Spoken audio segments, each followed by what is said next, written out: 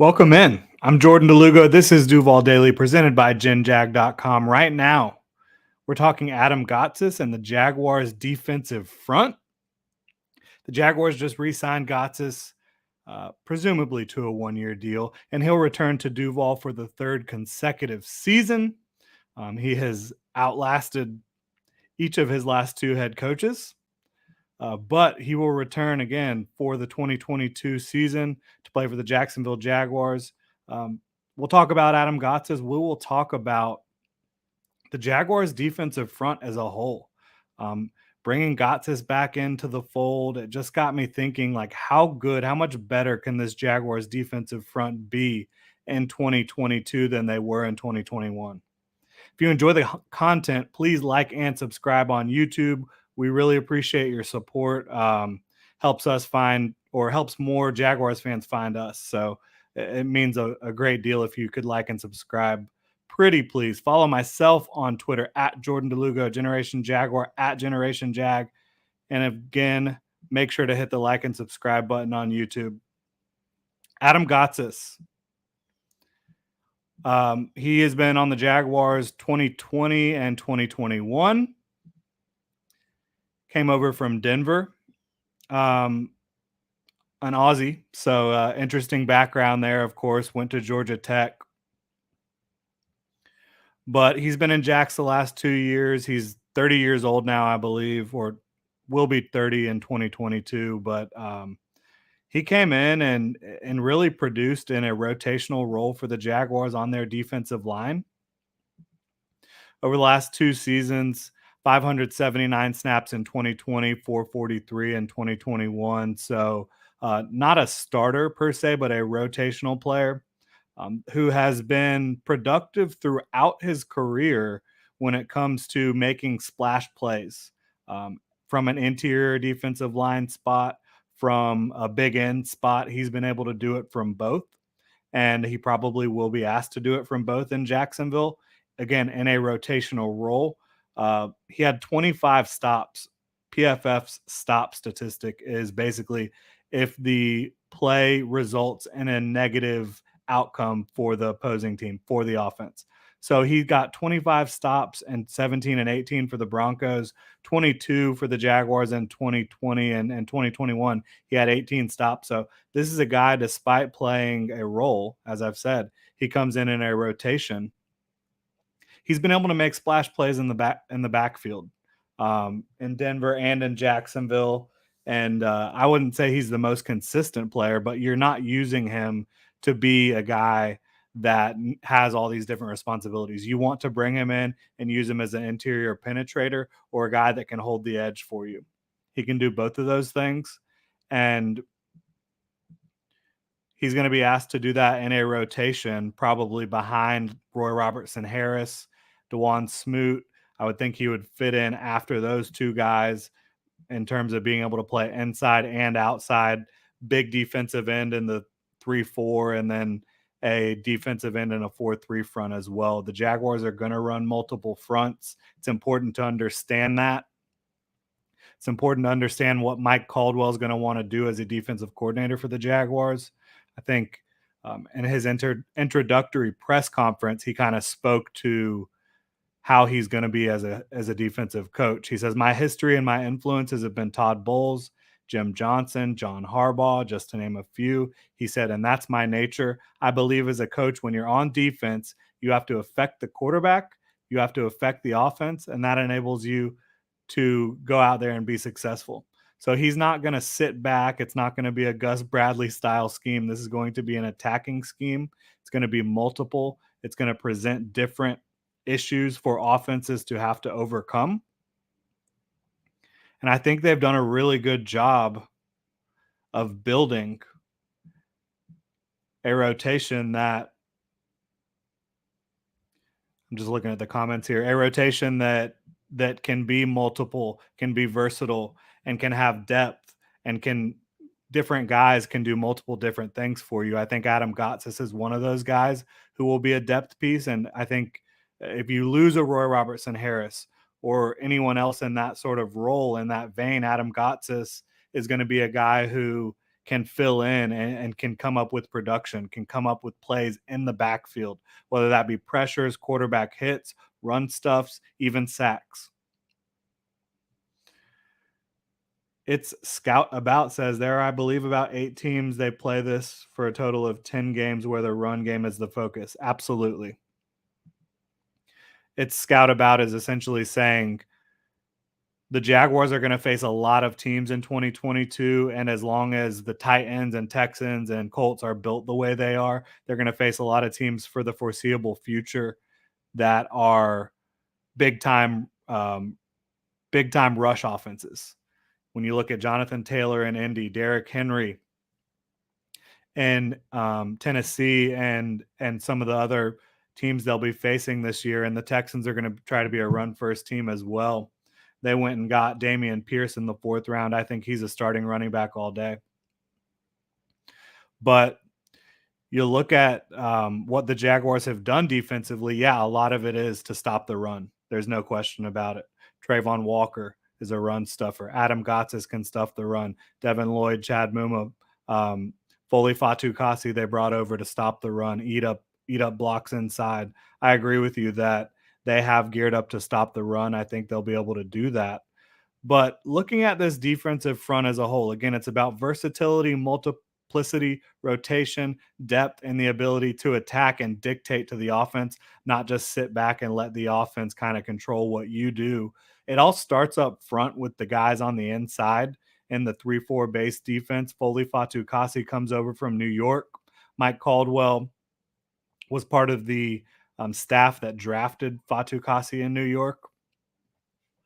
And I think they're going to bring him in to be that nose tackle type who can really just eat up multiple blocks and eat up space. Devon Hamilton can serve in that role too, and so can Malcolm Brown. So I think you've got a good group of players up front that can really eat up blocks and take on multiple guys at once.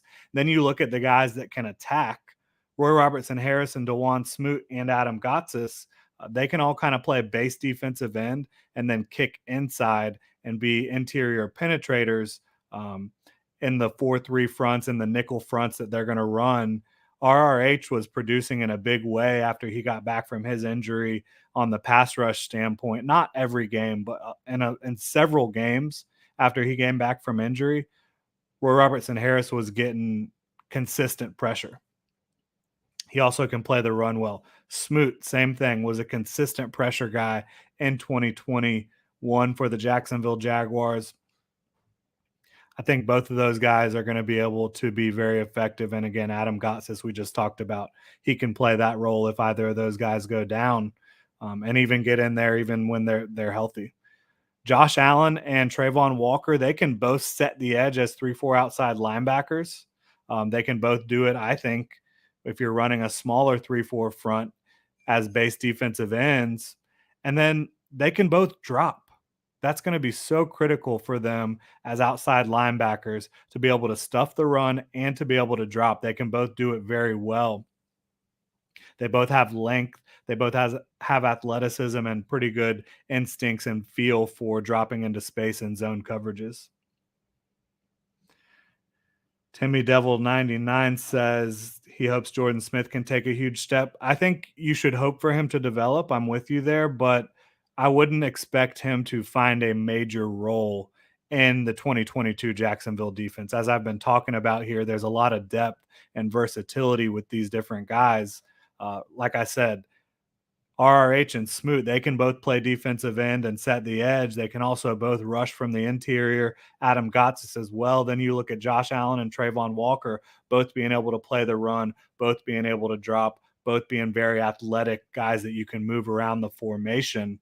Arden Key, he came in. He's an interior pass rush specialist. He doesn't seem to have the size that you would think would lead to a team deciding to try to move him inside, but his length and quickness inside, combined with his pass rush repertoire that he's developed over the last few years, makes him a really difficult matchup for centers and guards. So he can come in. He can also play defensive end, but he can come in and rush from the interior.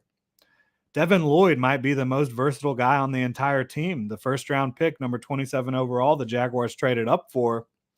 He is a guy who can, in base 3-4, play as an inside linebacker, play as a rush end, 3-4 outside linebacker who can drop or pass rush. He's got a bona fide, a diverse set of pass rush moves. Yeah, Arden Key is a lean power rusher. Absolutely. It's scout about it.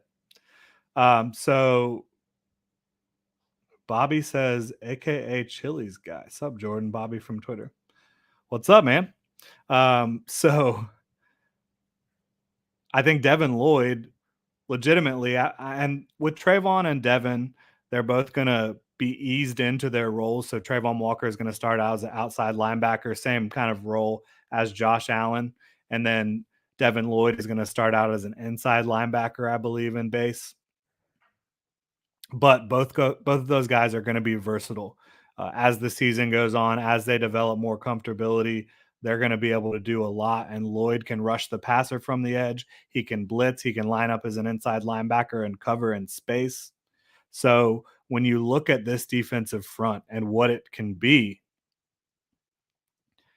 I think it can be a defensive front where you're really solid against the run, which allows you to get creative and get aggressive with your pass rush looks. And between Josh Allen, Dewan Smoot, Foley Fatu Kasi, Roy Robertson Harris, Trayvon Walker will, even though he's unrefined, he will help your pass rush because he can eat up blocks, he can knife, he can stunt, and he's just very difficult with his length and athleticism for guys to deal with, even as an unrefined pass rusher. But with all those guys and Arden Key, I think you're going to have a defense that can get after the passer uh, in the clear pass rushing situations, can get creative, like with Mike Caldwell. He wants to affect the quarterback, he wants to attack the offense. Um, I think that combined with what they've done on the back end, which is having Tyson Campbell, Shaquille Griffin, and Darius Williams as your top three corners with Andre Sisco, who is a ball hawking safety, with Rayshawn Jenkins, who before last year had been a productive starter when he had to enter the starting lineup for the Chargers, which he did quite a bit for Derwin James when he was injured. So I think Rayshawn Jenkins could have a bit of a bounce back year. I don't think he's a long-term starter at strong safety, but if he's your weakest link on defense in the passing game, I guess my point is I think this defense will be able to stop the run. I think they will be able to affect the quarterback. And I think they'll be able to cover. I don't know that they're going to be the best third down defense. That's going to come down to Mike Caldwell getting these guys in position to succeed. And I don't know how quickly they're going to come together. Mike Caldwell is a first-year defensive coordinator. You're relying on Trayvon Walker and Devin Lloyd as starters. They're both rookies. You're having all these guys come together for the first time in a new defense. I do think a lot of what um, Joe Cullen did in 2021 will translate in terms of the defensive fronts. But and what they did throughout the back half with more zone looks for the coverage for pass coverage will also translate. It's going to be a new language, if you will, but I think it'll be a lot of similar ideas, similar roles to what you've seen from Joe Cullen. And now Joe Cullen wanted to come in and be a press man attacking defense, but the personnel that Jacksonville has is really more suited to the 3-4 zone defense, which is what you're going to see a lot more from Mike Caldwell.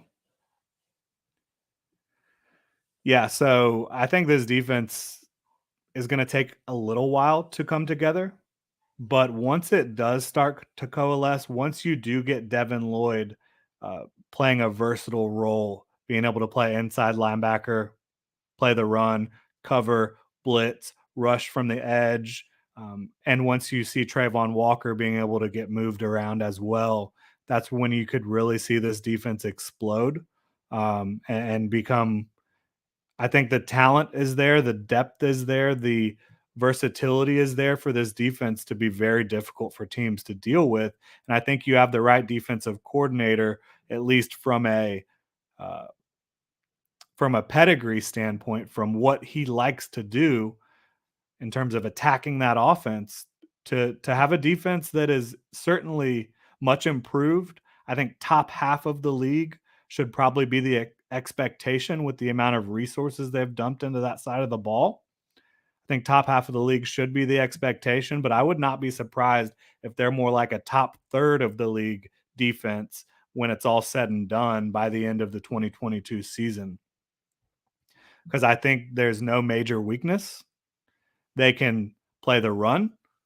There's multiple guys that can play the run, multiple guys that can pass rush, many guys that can cover, and guys that can do a lot of different things. Um, so it's going to be a lot of fun to watch. There's no doubt about that. They are going to blitz heavy. They're going to line up in some unique fronts that you're probably not used to seeing. I'd expect to see the bear front quite often. We'll look through a couple questions here before we close out here. Andrew Heyer says, how do you think this defense will compare to 2017? That defense had more experience.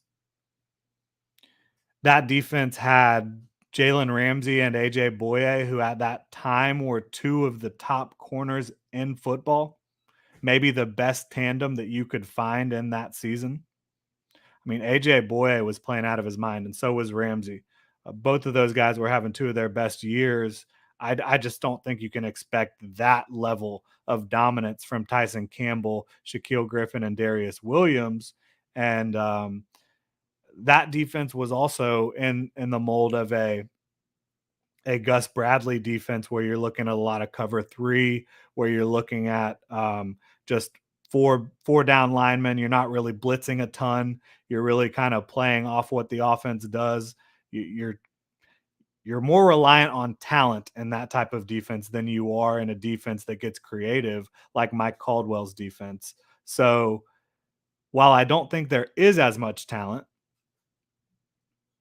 as there was, or as much elite talent as there was on that defense, I think this defense could play not, I wouldn't want to say they're going to be on that level, but they could play at a very high level in a much different way. And they do have talent. They just don't have the same level of corners like Jalen Ramsey and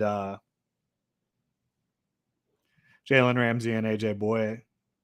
Somebody's talking about Caleb on Chason. Not see where that's coming from, but Chason, I think, is pretty much in the same boat as Jordan Smith at this point. You hope they can develop, but I wouldn't expect a major role in 2022 without just significant development throughout camp. Okay, so it's Scout About It said we might be a top 12 defense. I agree. I think around the top 10 range, like 10 to 12, 13, I think they certainly could be in that range. And I'd project them to be top 16 at worst, top half of the league. And I think the offense is going to help out a little bit more than it did last year, right? The Jaguars offense really struggled to stay on the field. And with some more sustained drives, which you should get with a better offensive line, a more experienced quarterback, and a better group of receivers, and hopefully a healthier running back group, even if they're not putting up a bunch of points, just sustaining drives a little bit longer, more consistently will help out this defense as well. Florida Boy says safety is our weakness right now. I would agree that Rayshawn Jenkins is the weakest link in the starting lineup. I don't think that's a bad thing. Like if that's the worst guy you have in your starting lineup, that there's nothing wrong with that. Florida Boy says Tampa didn't have spectacular corner or safety, but Tampa's front seven was better in the Super Bowl. Absolutely. The Jaguars have focused a ton on the front seven, but they have not neglected the back end.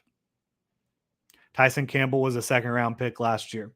Shaquille Griffin, big money free agency signing. Darius Williams was he wasn't big money, but in terms of impact, he's certainly a starting caliber cornerback that's going to make a positive impact there. And Andre Cisco was a third round pick last year. Rayshawn Jenkins was a signing last year out of free agency, really clearly signed to be a starter. Um, so while I think the defensive front absolutely is going to be better, the secondary is going to be better, and they're going to play off each other. All right. Let's see if there's anything else we need to get to.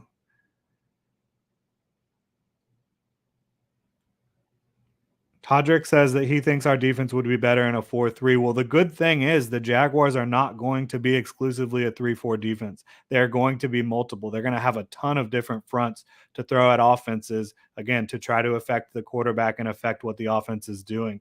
If you're aligning in a way that the offense has to think about, that they have to adapt to and respond to, you can dictate to the offense. And Mike Caldwell is going to try to do that.